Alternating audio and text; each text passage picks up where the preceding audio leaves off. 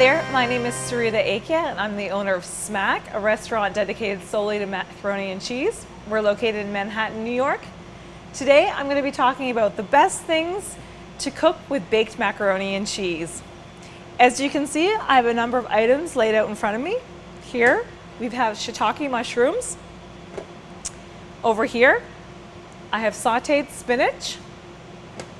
This I believe is self-explanatory. It's a lemon. We'll get to that later. Here I have roasted broccoli. Here I have diced up slab bacon.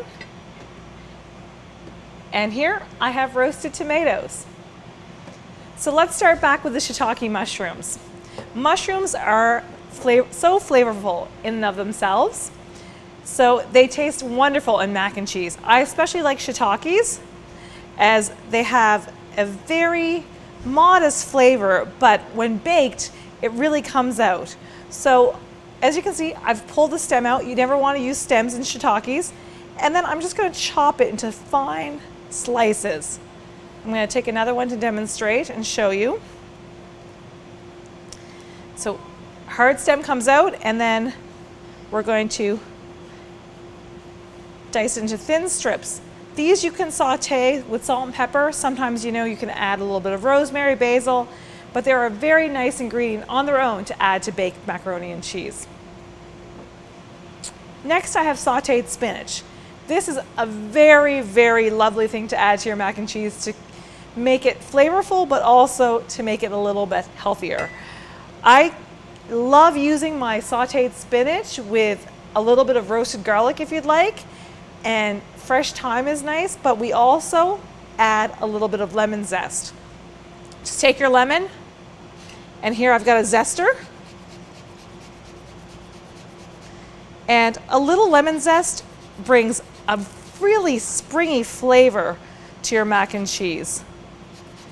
All you need in a full pan of it, I'd say, is a little less than a tablespoon. And then here we go. Let me just show you what that looks like here.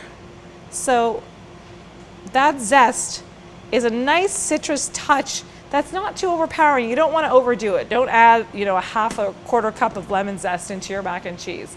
You know, I'm talking about a tablespoon maximum. Very nice flavor. Next, broccoli. The infamous broccoli and cheese. We love this combination. I will always add broccoli to my mac and cheese.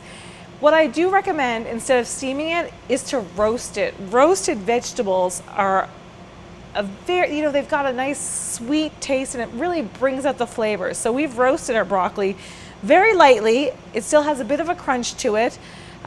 If you want a softer vegetable, you can roast it for longer. 450 degrees, broiling for 20-25 minutes is more than enough.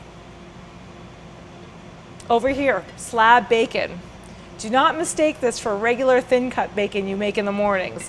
Slab bacon comes in a big chunk. We dice it up, we saute it, and this is irresistible stuff. People love the slab bacon. It's salty, it's chewy. You can saute it longer to get a crunch, but a lot of people like it chewy. This is dangerous. Lastly, I've got roasted tomatoes. Roasted tomatoes are something that's, it's a nice vegetable to add that a lot of people don't think of necessarily. They might think of diced tomatoes, but roasted tomatoes, again, it brings up the flavor in the tomato. You also are going to make sure that it's less liquidy once you roast them. Roasting tomatoes is very easy. You lay it out on a pan. You're going to cut your tomato in half, lay the skin side down in a pan, roast it. We're talking 20-25 minutes. You can add spices to it once you finish roasting.